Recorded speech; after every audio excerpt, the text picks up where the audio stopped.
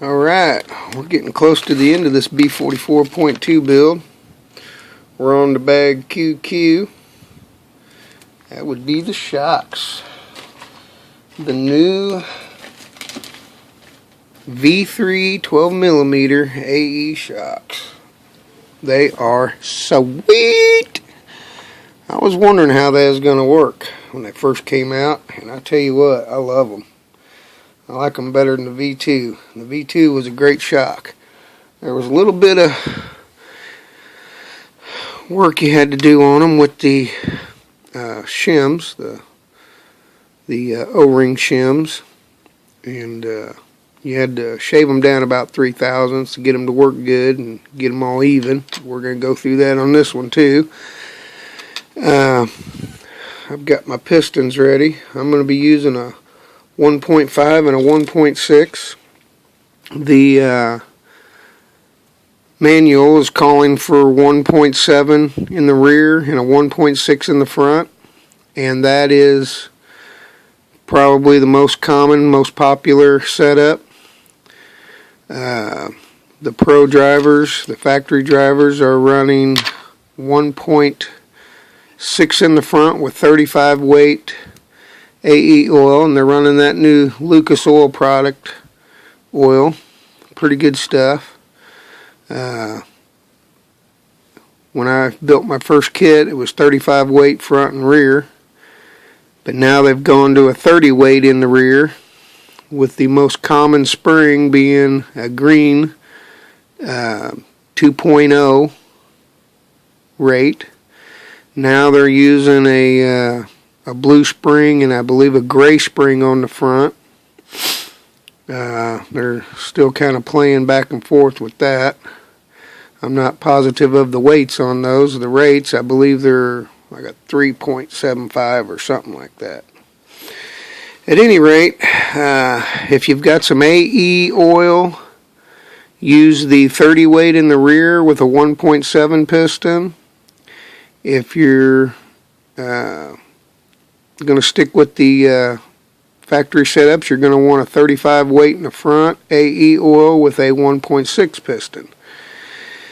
And it's good to go box stock when you first get out there, because you're going to want your results that all your testing and setup trial and errors are going to be based on those factory setups, and it's a lot easier to follow along that way and get better results from other racers because you're in a more common setup that way. I've played around with the pistons and stuff a lot, and my setup really kind of reflects the 0.1 and the 44 setup.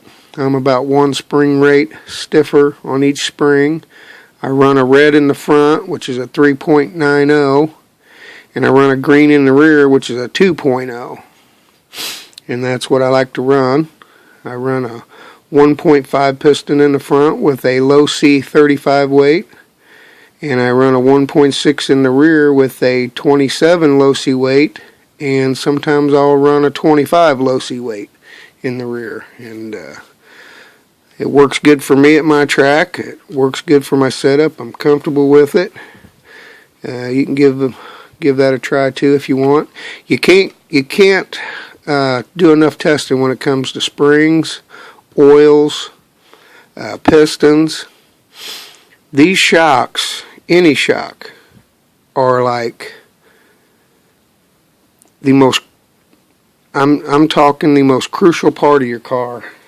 You get your suspension set up and you find that sweet spot with your shock oil, piston, and spring, your car is just going to be like a dream out on the track. It's the single most important part of that suspension. I can't express it enough. So you want to kind of play around with it, and you got to work with that a little bit. But what I do on the pistons here, just a little tip, I take this big fat Sharpie here and I darken in the numbers. Then I take some motor spray or denatured alcohol, and then I just clean the extra black off of there.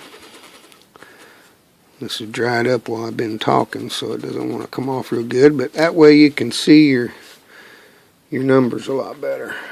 Look at there. 1.6. That's going to be my rear piston. Move right along here. I won't waste a lot of your time because this is all pre-build. We're going to clean everything. Spring cups. This is what the spring rides on. You want to use the 5mm. We're just going to shortcut right to the chase on that. I still haven't quite figured out how they get that 5mm offset, but that's what this is, a 5mm offset. You just want to be about a 12.26 if you gauge them. It's about a 12.24. And you don't have to check them all. You just kind of want to make sure you get the 5mm. Another way you can tell is if you take all three different sizes and set them next to each other. You're going to want the middle size. I don't know if you can see that very well or not, but you're going to want that middle size. See if that makes it a little easier for you to see. Put something clear behind it, or white. Middle size, that's the one you want. Now, that said, you're going to go through and you're going to want to pre-fit everything. You're going to want to make sure everything's pre-fit. You want to clean all this stuff first. Excuse me. And when you go to pre-fit everything, these spring collars, these adjusters for your springs, it's best not to put the O-ring in there yet. There's an O-ring that's going to go inside that. We'll get to that. It's going to fit right inside there. And but if you leave that out, you can test that for any burrs that might be on the threads, or any burrs that may be inside the spring collar. These little adjusters will sometimes get a little debris in there, and you just want to make sure everything's cleaned out real good and that it threads good. Now this one went together pretty good. I mean, actually all of them did. This is probably my fourth set of these I've put together. I've never had a bad one yet. Matter of fact, they're all pretty doggone clean when I take them out of the package. On this set, they're a little more silver. I don't know if you can see that or not, but they're more silver than they are green. That hard coating is usually kind of a green color. These are silver. Actually, I like it. I like the looks of them. So I don't even care if there's a hard coating on them. But it looks like there is. Nonetheless, oh, and by the way, if you can get your hands on one of these little, this is an OFNA shock stand. If you can get your hands on one of those, boy, it'd make building the shocks a lot easier. See if you can find a way to stand your shocks up. But on this particular one, when I put it on, it gets right to there, and then it just gets, it's not good. It feels like if I work with it enough, it'll clean up, but I can't find the burr on it. So I'm going to do some extra cleaning on this one. Take some motor spray and some cleaner, and I'm just going to clean these threads out real good. Could just be bottoming out at the top when I'm tightening it down, or it could just be a little burr on this little edge right here on the end of it. But it's hard to say. So I'm going to clean that up real good. I'm going to clean everything real good. I'm going to clean these shock shafts real good. You'll get a little bit of like a dust on these. And they're kind of grit. It's kind of a gritty dust. And when you clean them, you'll see that they get a little bit of blackness to them.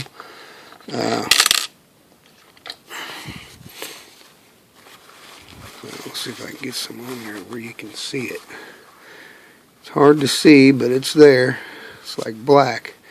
I mean, that's definitely a metal deposit on there. Could just be oil, dried up oil. I don't know, but you want to clean these real good. It's almost like going ahead and putting dirt in your shock oil and on your O-ring before it's even got run yet. So you want to clean them up real good. Now, on the V2s, we used to get kind of tricky and do some of that black magic stuff. And what we would do is we would take the shim, the center shim, and we would bring it down to, I can't quite remember, I guess it was 3.30 millimeters, something like that, 13.3, whatever it was. And yeah, I believe it was 13.3, but we would shave off, we would find the shortest one and then shave a 3/1000 off of it, and then we would take all the other shims and fine sand them all the way down to where they were all even. And it was just on the verge the shock would leak when you first built them until that O-ring had a chance to swell up. Sure did make them smooth. These are the shims that come with the V3s, and you'll note that the center ring is kind of squared off, and that leaves a little room for air when it's inside the shock end.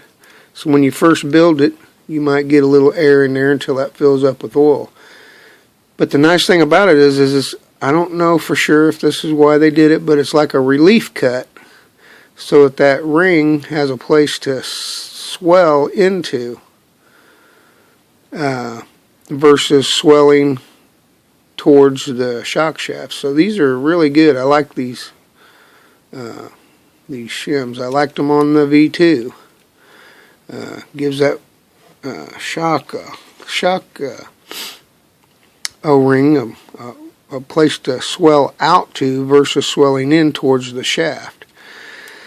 Now, before I pull them off the tree, I'm going to want to be real careful when I cut it. I'm going to want to just lay it down on something flat like so.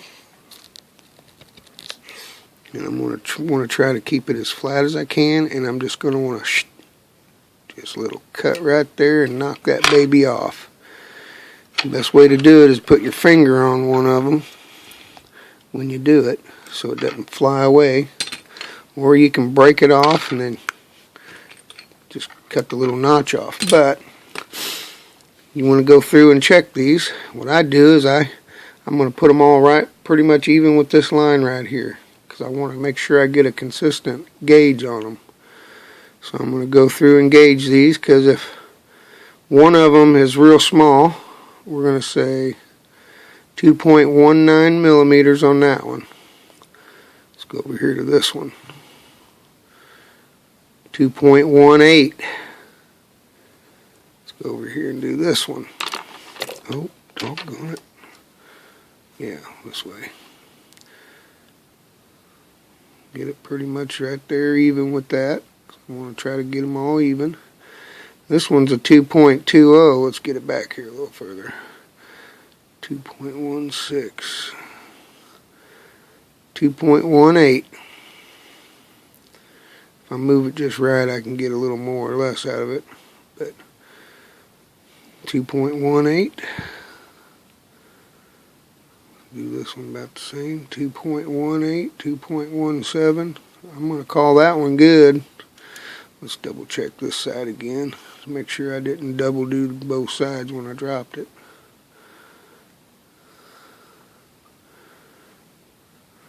This one here, I can see a little burr right there.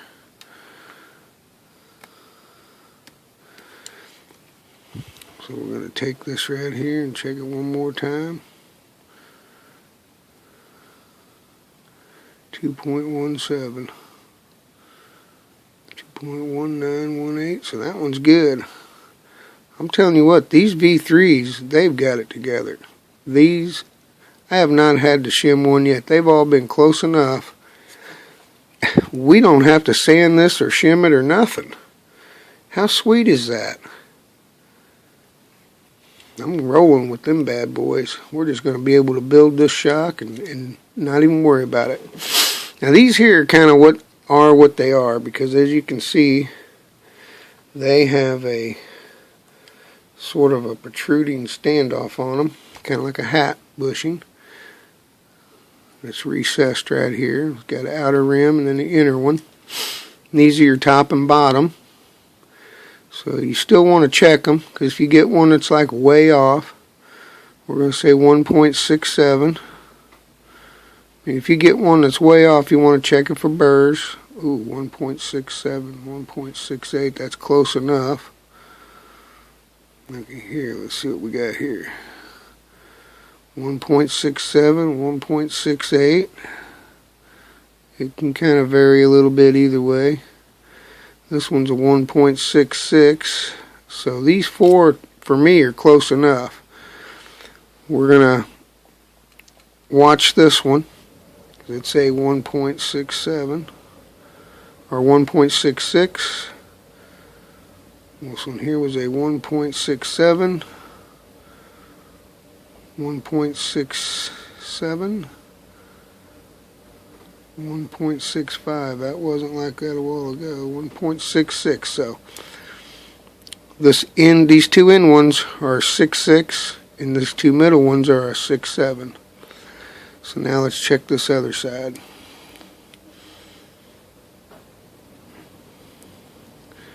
This one's coming up a 6.4. 1.64, 1.66, 1.66, and 1.6665. We'll just say a 6.6 on that one. This one here, let's try it again. Well, we're going to call that a 6.5. It was a 6.4. Just depends on how I hold it. 6.4. So if I want to get real meticulous here and write down to the thousandths, these two are 6.6s, so I'm going to mark those. This is a 6.6, 6.6, 6.6, 6.6. The only reason I'm checking these is because I know those are the 6.6s. Let's double check this one real quick. 6.4, 6.5, 6.8, 6.8, 6.7's good there. This one here was a 6.8, 6.7. Okay, so 6.4, 6.5. These are all 6.6s. So what I'm going to do is I'm going to make sure these that aren't marked go with these shorter ones. That way it's pretty obvious. It'll all be pretty much a 6.6 on the shim.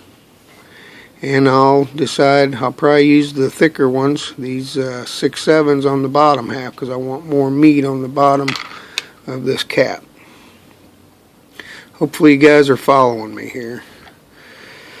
These, I don't even got to touch them. The center shims, man, they are right on. These, in all honesty, are close enough. I shouldn't even really have to worry about them.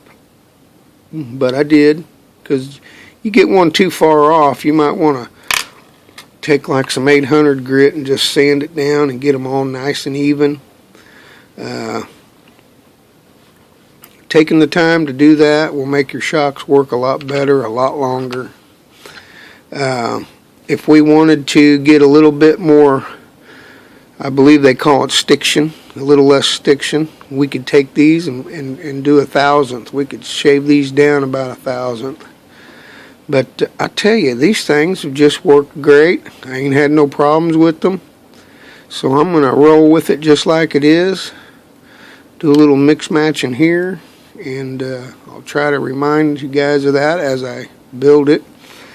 Everybody's shocks are going to be a little different, but it's something to look for, something to think about, something to experiment with. I'm going to get all this stuff cleaned up real good, and then I'm going to figure out what kind of burr I got in here. And I know I'm going to have an O-ring in here, so I don't have to be too worried about it probably, because it does tighten down, but I can feel that roughness right in there. So I'm going to clean this one up. And then we will come back for part 2, and we'll call this the pre-build. Also, these springs, they got a lot of oil on them. We're going to want to clean those springs. I'm not going to be using this set, so I'm going to leave the oil on them. I'm going to package them away in case I ever do want to use them. But if you're going to use the blue and the stock springs that come provided in the kit, it's a good idea to clean them up real good too, because they're pretty oily. And I will catch up with you guys here in a little bit. I'm going to get this stuff cleaned up. Talk to you later.